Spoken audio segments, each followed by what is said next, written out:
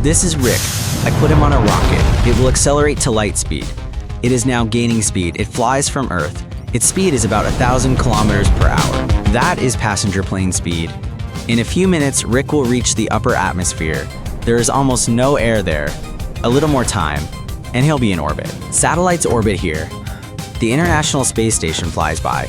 The speed has increased to 28,000 kilometers per hour. Earth slowly drops away. It gets smaller and smaller. Contact with base is still instant.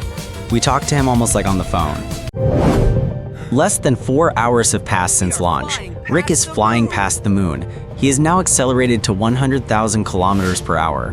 Light from Earth reaches him with a 1.5-second delay.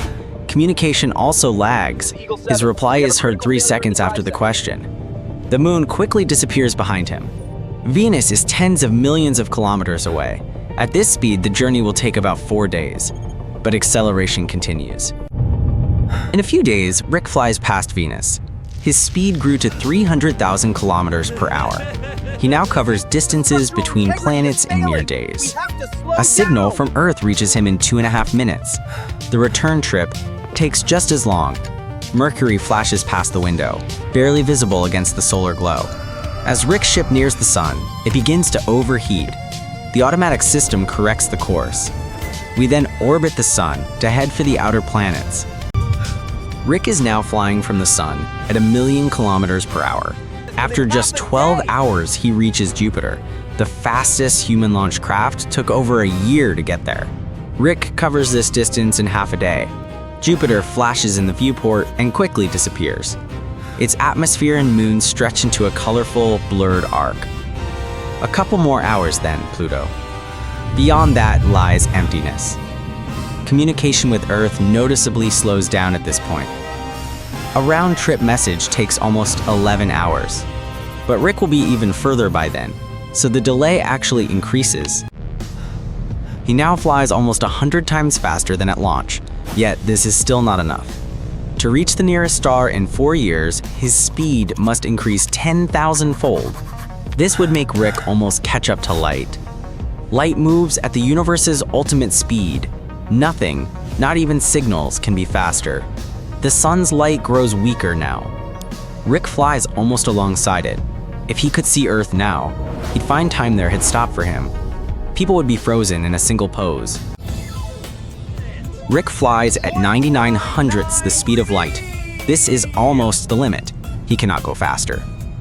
At this speed, he reaches Proxima Centauri, the nearest star, in over 4 Earth years. But inside his ship, things are different.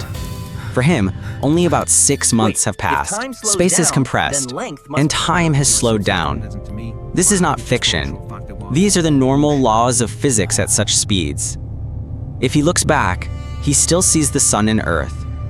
They appear as they were 4 years ago. He moves with the light that left the solar system back then. Everything he sees is the past. Spiral arm in. He flies on towards the galactic center. All this time, he slept in a capsule, preserving his body. Now he is awoken. Light from Earth still slightly outruns him. The solar system looks much as it did at launch. Earth, if glimpsed, appears slowed 100-fold. But this is only an illusion. Actually, far more time has passed there than for Rick. He experienced centuries. Earth saw tens of thousands of years fly by. Looking at Earth from the viewport, Rick knows all he knew there are long dead. He also wonders if Earth itself still exists. Here, at the galaxy's center, lies a black hole. It's 4 million times heavier than the sun. Everything in our galaxy orbits around it. We orbit too. Its gravity is so strong that not even light can escape. That's why it's black. Space around it warps. Through the viewport, everything swims like water. Rick's body grows heavier than before. A little more, and he'll cross the event horizon. This is the boundary from which nothing returns. Not light, not a signal, not a person.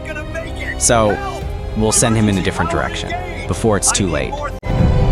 Rick is leaving our galaxy. Hundreds of billions of stars remain behind him, including the sun. The nearest galaxy, Andromeda, is about 2.5 million light years away. Traveling there at light speed means 2.5 million Earth years of travel time. These numbers are hard to grasp.